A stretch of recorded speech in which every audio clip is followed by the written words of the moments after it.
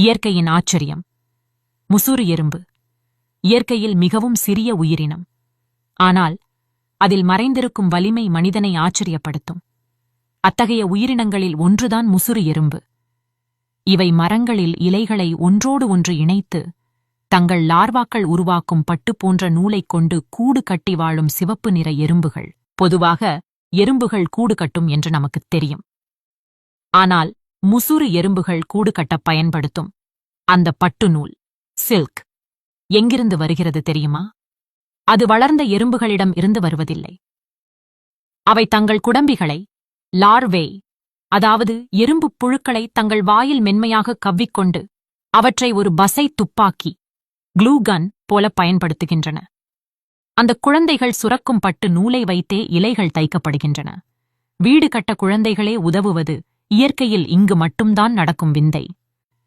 இவற்றின் ஒருங்கிணைப்பும் கட்டிடக்கலையும் உண்மையிலேயே வியக்க வைப்பவை. ஒற்றுமை, ஒழுங்கு மற்றும் பாதுகாப்பு உணர்வு இவற்றின் அடையாளமாக முசுறு எறும்பு கருதப்படுகிறது. இவை கூட்டுப் பலத்தில் செயல்படுகின்றன. தங்கள் குடியினரையும் முட்டைகளையும் மிகுந்த கவனத்துடன் பாதுகாக்கின்றன. ஆபத்து ஏற்பட்டால் தங்களை விட பல மடங்கு பெரிய எதிரியையும் எதிர்கொள்ளும் துணிச்சலுடையவை.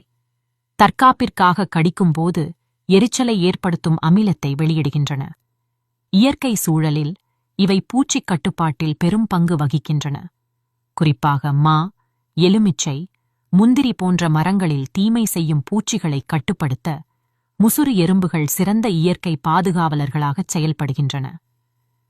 பாரம்பரிய நாட்டு மருத்துவத்தில் முசுறு முட்டை உடல் வலிமை மற்றும் நரம்பு பலம் தரும் பொருளாக கருதப்பட்டது.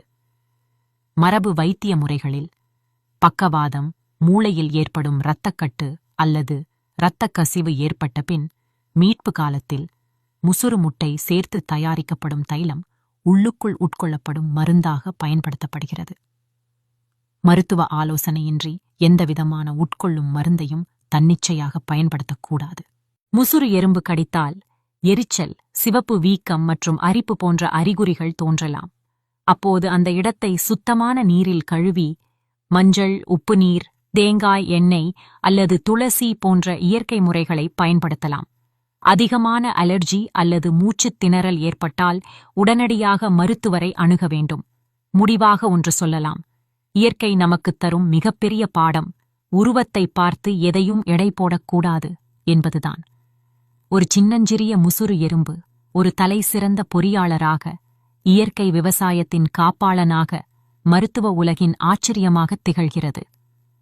அடுத்த முறை மரக்கிளைகளில் இந்தச் சிவப்பு எறும்புகளைப் பார்த்தால் வெறுமனே விலகிச் செல்லாமல் சற்று நின்று கவனியுங்கள். அவை நமக்கு ஒற்றுமையையும் உழைப்பையும் சொல்லிக் கொடுக்கும் இயற்கையின் மௌன ஆசிரியர்கள்.